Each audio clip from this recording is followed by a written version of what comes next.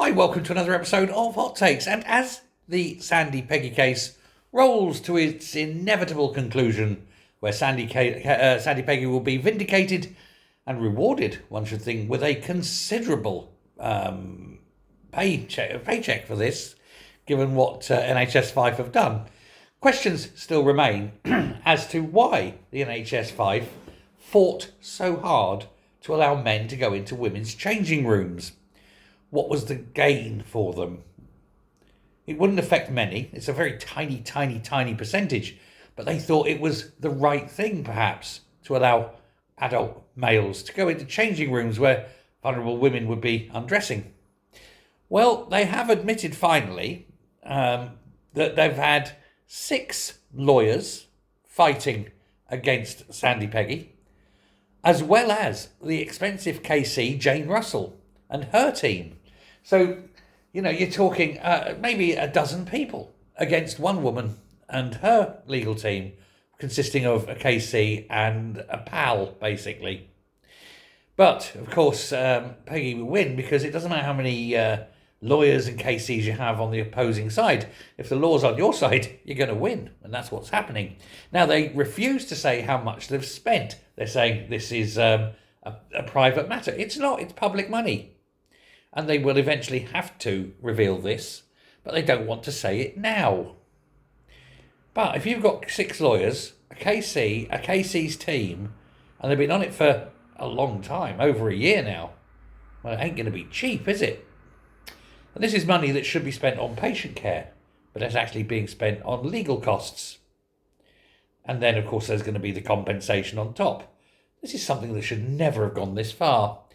But these legal people will all want paying, and the NHS Trust will have to pay them, and then they'll have to justify the cost.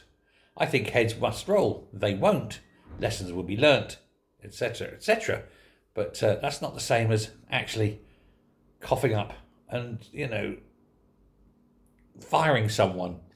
But of course, this is all to do with Big Bill Upton, a strange man who likes to wear ladies' clothes and then likes to go in and ogle undressing nurses. Why wasn't he doing it in the doctor's changing room, though? That's the big question. That's the one no one wants to answer, and I think it's very, very odd. But, of course, it's all over. So far, and we don't know what the final bill is, but we do know that the legal team have been paid £159,797 as of August the 20th. A further 149,166 during the same time frame have been paid to the solicitors, the solicitors of the board, and a further 10,000 has also been spent on other outlays. So at the moment, you're looking somewhere in the region of £320,000, and that's just what they're admitting to. The final bill is likely to be at least double that. And on top of that, of course, you're going to have the compensation. This is going to come to millions of pounds. Millions of pounds where a health board is fighting to ensure men can ogle women. Isn't that a weird position to take?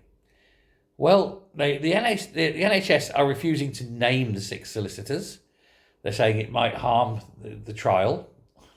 What? And there's all sorts of secrecy and sleekness still going on. But when you have to have an army of lawyers to take on a case that you can't win, then somebody has to sign off on that. And that person has got to lose their job. Just as a warning to the others. Let me know what you think. Thanks a lot. Bye.